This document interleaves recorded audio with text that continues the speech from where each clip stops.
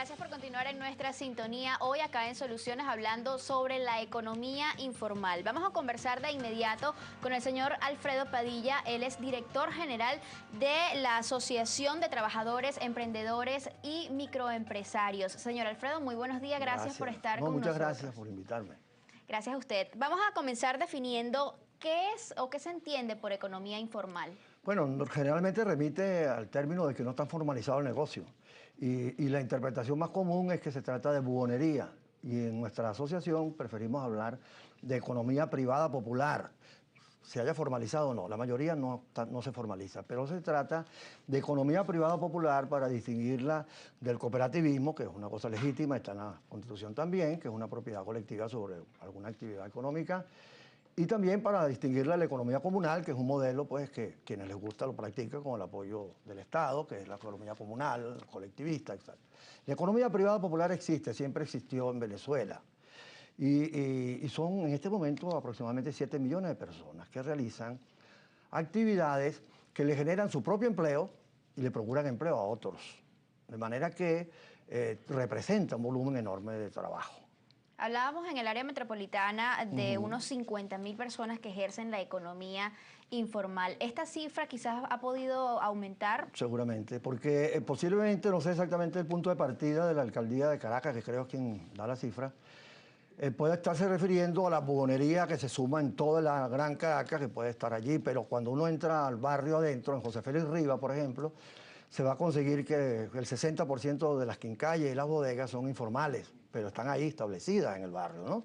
De manera que si uno va entrando más hondamente en el tema, se va a conseguir con la repostera que trabaja dentro de su casa porque tiene una clientela en su entorno vecinal, o con el carpintero del barrio, o el mecánico que te repara las cosas, o el latonero, el albañil, y cuando vienes a ver estamos hablando de una diversidad enorme, no estamos hablando de unos buhoneros que molestan a la gente en la calle, nada más, cosa que es cierta en bastante medida. Estamos hablando de un fenómeno de mucho peso, porque además se estima que esa economía mueve aproximadamente el 15% del Producto Interno Bruto. ¿Hasta qué punto la economía informal se encuentra al margen de la legalidad?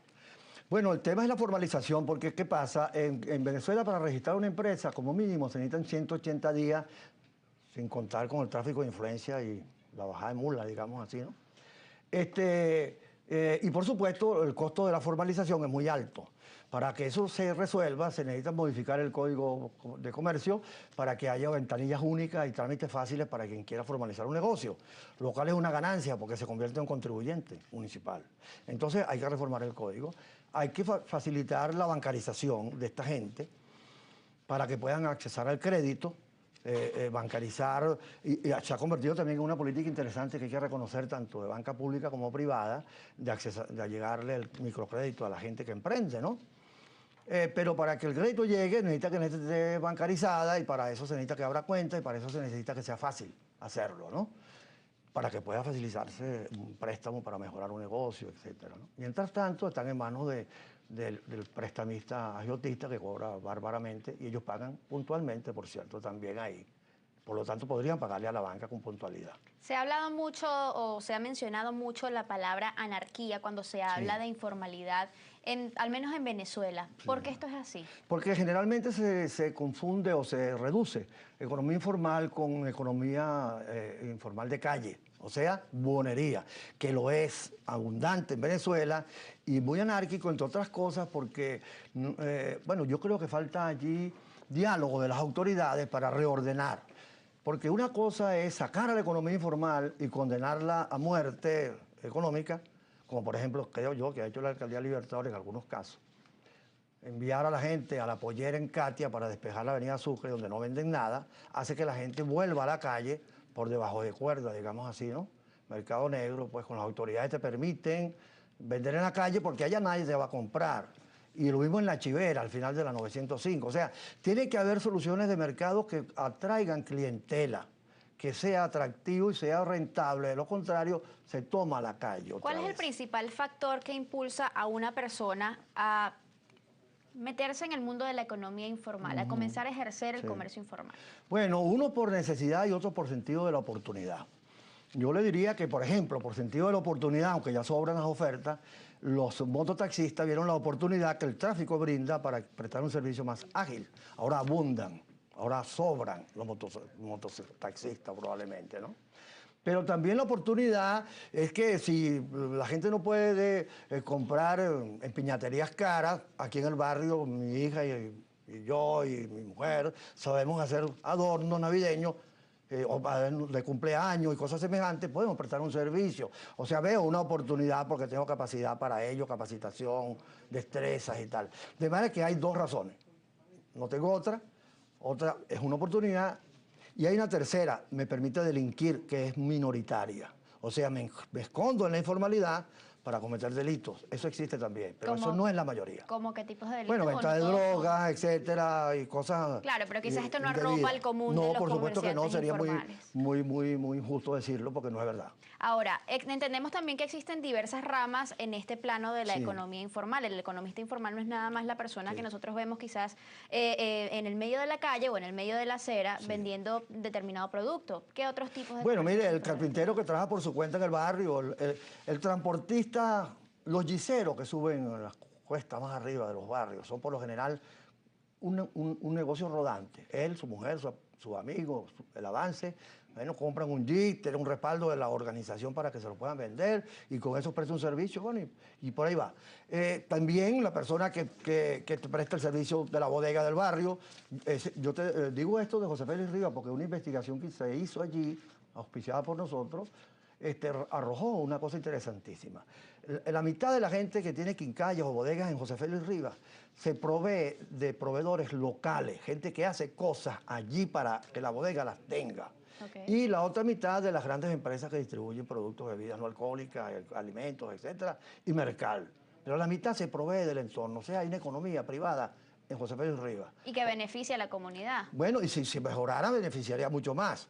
Si se hiciera bien, si se hiciera con todas las normas de higiene que recomiendan las cosas, si se les facilitara crédito, si se mejorara la seguridad para que pudieran cerrar más tarde, para que pudieran tener más contacto con sus vecinos. Precisamente, ¿a qué riesgos se enfrentan las personas que ejercen la economía informal en Venezuela? Bueno, más recientemente, entre otros, a la matraca, porque las inspecciones que producen muchos organismos terminan por soborno. Es decir, tú estás vendiendo esto que no debería. ¿Se tienen pruebas de eso? Claro, porque claro que sí, mire, así como existen cosas delictuosas o, digamos, transgresiones en la gran economía, también aquí. Un bonero que sabe que tiene el dato de que llega mercancía escasa a un depósito Mercal, por lo general paga para que esa información se le dote. También pide prestado en el entorno a los prestamistas de ocasión para poderla comprar, porque es una oportunidad para vender eso. ¿Dónde está quizás la presencia del Estado en ese tipo de Bueno, casos? en la falta de producción, porque si las cosas abundaran, pues no habría necesidad de que esto ocurriera. La gente no va a comprar algo más caro porque puede comprarlo más barato. Ahora bien, existen otros temas, como también usted lo mencionaba anteriormente, el tema de la inseguridad que los afecta a ellos, ¿no? Hay muchas personas que quizás no tienen mucho tiempo trabajando en el comercio informal, en la calle, expuestos, y que quizás cuando están comenzando y no son conocidos quizás en ese entorno, pues son víctimas también de la delincuencia. Sí, bueno, por eso es que nosotros una de las cosas por las que abogamos es por la organización, la agremiación. Desde que el mundo es mundo, los gremios son necesarios. En un condominio no todos hablan con el dueño del edificio, ¿no? Es la junta. Bueno, los gremios electos por sus compañeros son una representación y ojalá que buena, ¿no? Pero las autoridades municipales tienen que hablar con los trabajadores de la economía informal para reordenar los espacios públicos, recuperar espacios y no destruir fuentes de ingresos que pueden zumbar a la gente al delito. O sea, ¿cómo recuperar los espacios públicos? ¿Cómo reordenarlos? Bueno, eso pueden ser horarios, mobiliarios adecuados, días especiales de feria, no todos los días. En fin, muchísimas cosas se pueden hacer, mercados atractivos, pero tiene que haber diálogo. Como lo reclama el país en muchas cosas, en este aspecto tiene que haber diálogo. Por ejemplo, la ley de costos y precios que se está aplicando es para toda persona natural o jurídica. Casi todas estas cosas a las que nos estamos refiriendo son personas naturales, casi ninguna es jurídica. De modo que las inspecciones, los controles, las multas, las prisiones de 8 a 10 años, todas las cosas que prevé la ley son teóricamente aplicables a un buhonero. De manera que es muy importante más bien reunirse con esa gente y modificar aquellas cosas que puedan hacer más bien peligrar la iniciativa económica popular, darle lugar entonces a más delitos, porque a menos oportunidades de progresar, pues la tentación del delito aumenta, ¿no? Ahora, también en este caso, quisiéramos que nos comentara, pues, cuál es la situación de un comerciante informal en las calles de Venezuela. Se ha dicho mucho, también con respecto al tema de la anarquía, que ellos sin lugar a duda afectan un poco lo que es el normal desenvolvimiento del entorno ciudadano, ¿no? Correcto. ¿Cuáles serían esos principales factores? Bueno, mire, son muchos los que concurren en la perturbación del espacio público. Si el transportista no se para en la parada, él crea un caos. Si el que desembarca mercancía lo hace a la hora que le da la gana, en el lugar donde le parezca, ese camión crea un caos. Y los boneros también crean un caos. De manera que hay que reordenar la ciudad. Y eso se hace con una corresponsabilidad como los condominios.